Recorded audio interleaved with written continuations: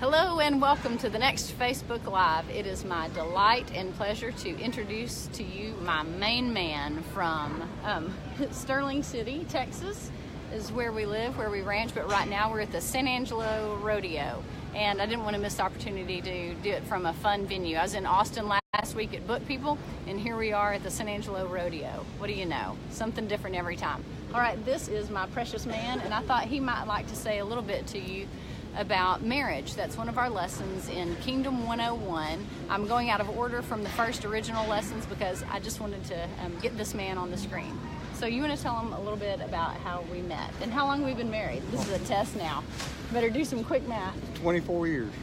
Right. I'll be 25, be 24 this July. All right, we'll get our fact checkers on that. All right. Okay, well, you tell me. No. Okay. So anyhow, we met actually on a blind date. Our mothers had a common friend that kind of set us up. I think it was my mother said something to this common friend about just wish that there was someone for Cliff to love, and then she said, "Oh, I've got an idea." So she went and checked in with Lauren's mother, and it turned out that no, she wasn't. That Lauren wasn't seriously involved with anybody.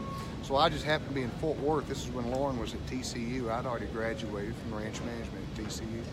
And Lauren was there. She was a mascot at TCU. So Go Frogs. Right. Anyway, I was in Fort Worth for a wedding, and so just it worked out for us to go out that Sunday night. And one of the funny things about that my neighbor and one of my best friends, Reed Stewart, had said we were staying in the parking lot on Sunday morning after the wedding. He said, "Well, just ain't call us, as you may be going to meet your bride." And I was kind of at that age where it's about time anyway. But, so I went in there and just swept her off her feet. You know, it wasn't so much that I charmed her that much. I just wouldn't stop coming around. Right, and I'm super glad that you never did.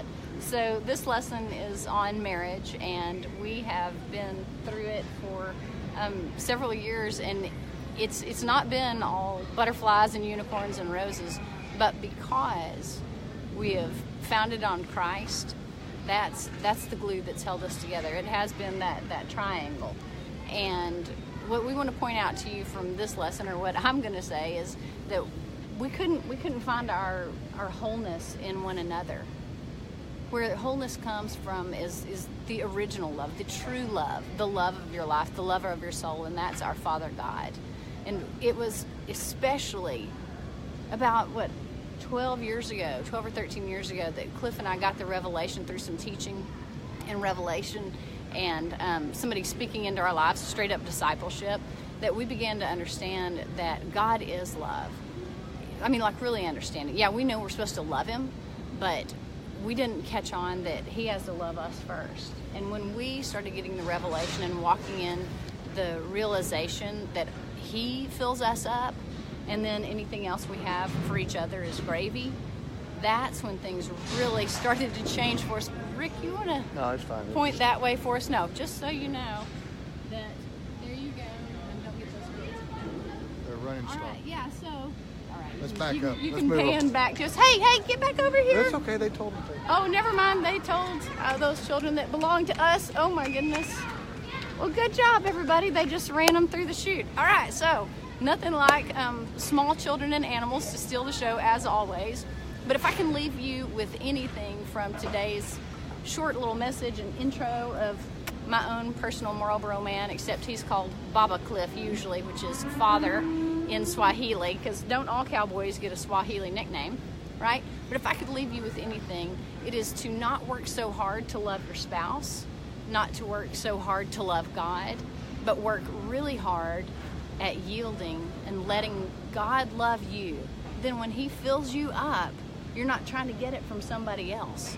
You've already got it to share with one another. And then it's just a blast from there. All right, so there you go. We were already on the kiss cam at the rodeo, so that's 2 today. Wow. All right, well, just remember to hit that button up there to subscribe. If you've enjoyed this, oh, wow, there's a steer coming straight for us. So we're gonna go, but remember to release that Revy. Clifford.